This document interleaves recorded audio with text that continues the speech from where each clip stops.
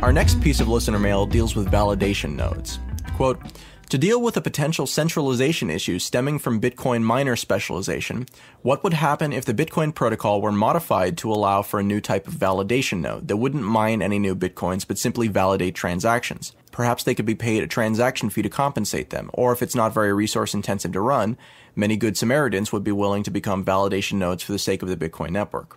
The idea here is that Bitcoin mining nodes perform a mining transaction, and they also do the validation by themselves. So what if instead we had another class of participants that are helping with the infrastructure but don't actually have to perform that task of mining? And because it's relatively inexpensive from a computational standpoint, it would allow CPUs and lower in power units with regards to the mining process to still participate in the network in a way that compensated them and strengthened the overall network.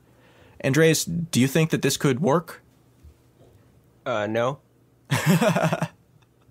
Any more elaboration than that, or just flatly no?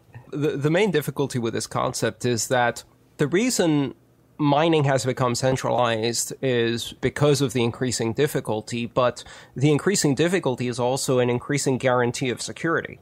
At the moment, I trust the validation of transactions for two reasons. One is that I know that about 100 terahashes of hashing power have gone into validating the block that I see on the network.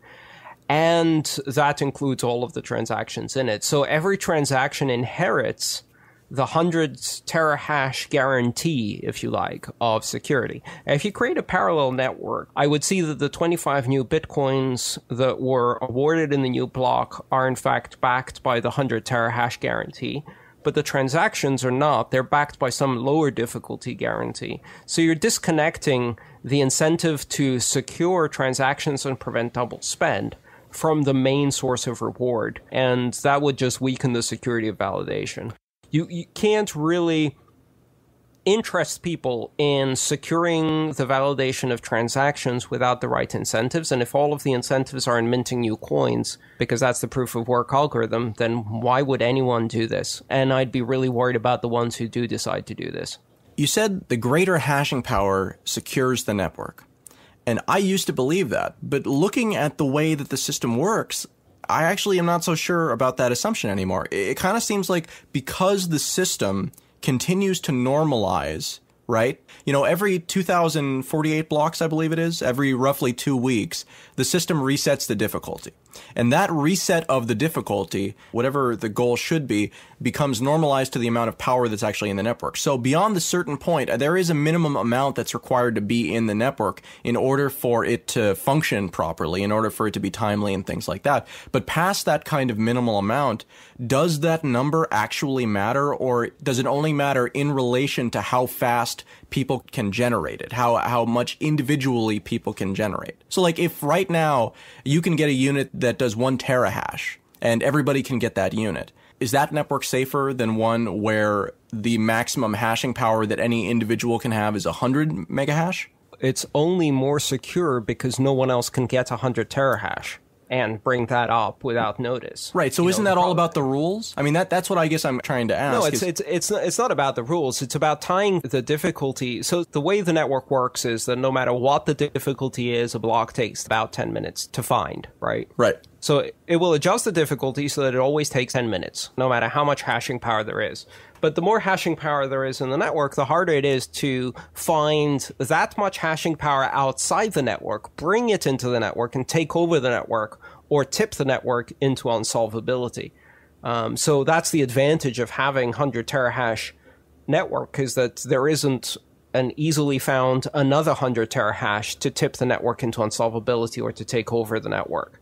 But again, when I say isn't that about the rules, what I mean is, isn't that because ASICs exist? Isn't that because GPUs exist? If these things did not exist and the fastest that was possible with any technology was CPU level stuff, would that network be inherently less secure, or is it only less secure if somebody else can come up with a faster way to do it? It's only less secure if somebody else can come up with a faster way to do it. So if the network was maximizing, through the proof of work, was maximizing the contribution of all of the participants, and you had 1 million people with CPUs mining, that would be a more secure network than having a network with 1,000 people ASIC mining. And so that's true even if the actual amount of power on a numerical basis is lower, because it's not about the number itself, it's about the relative distribution of it.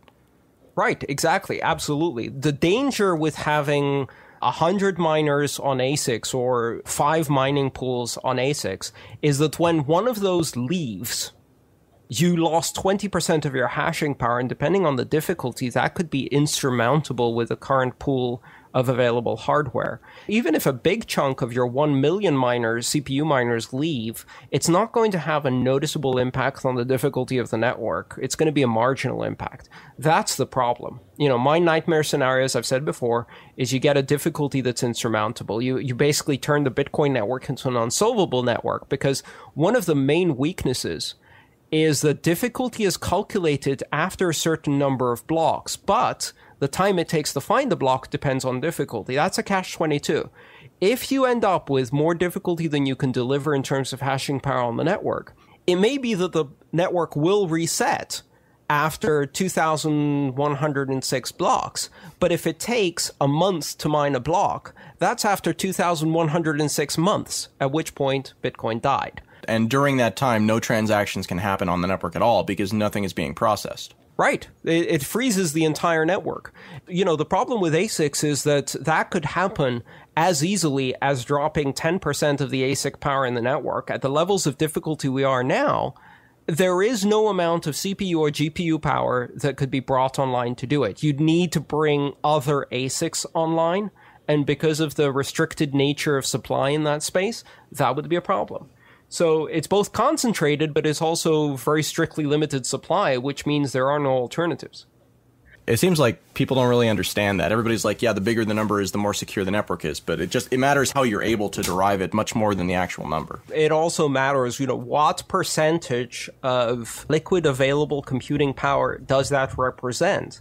If at any point in time you could find 10x the hashing power in spare computing around and bring it online, that will introduce, I guess the way to look at it is volatility in the difficulty, right? Right. It's basically a sudden increase in difficulty or a sudden drop in difficulty because too big a percentage of your network exits or enters at the same time. Right, and exactly. If you have that more smoothly distributed, it's like having more liquidity in the difficulty pool.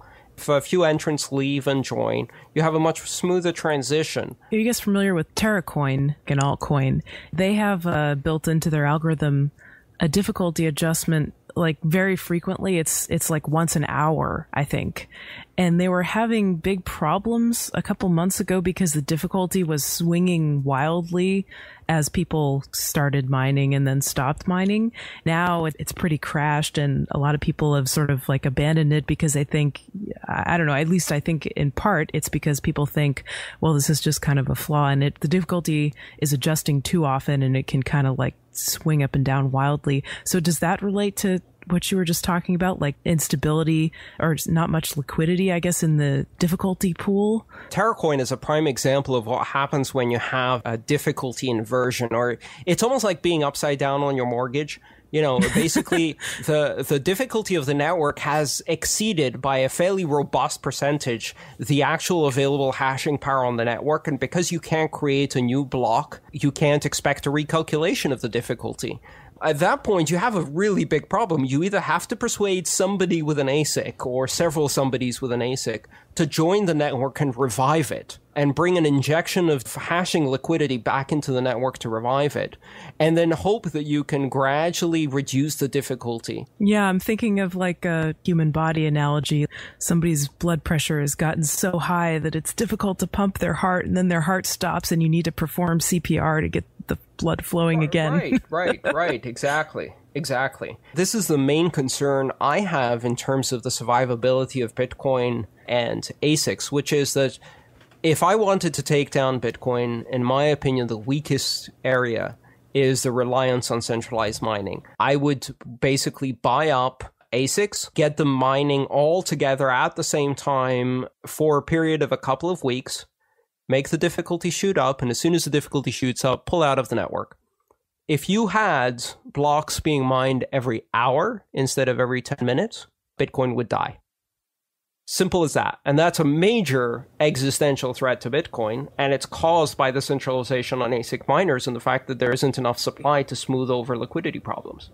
This is what Dan was talking about. Dan Kaminsky, I think this is the main danger he was alluding to, which is this hashing power deficit, being upside down on your difficulty.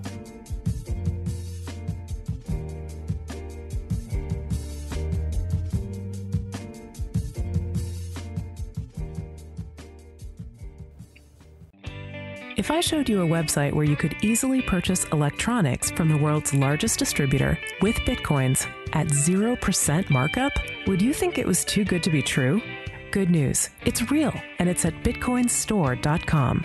Choose from 500,000 items, save money over Amazon and Newegg, and convert your Bitcoins to real-world items. You can even buy with privacy. All they need is a shipping address. But don't take my word for it. See for yourself at bitcoinstore.com.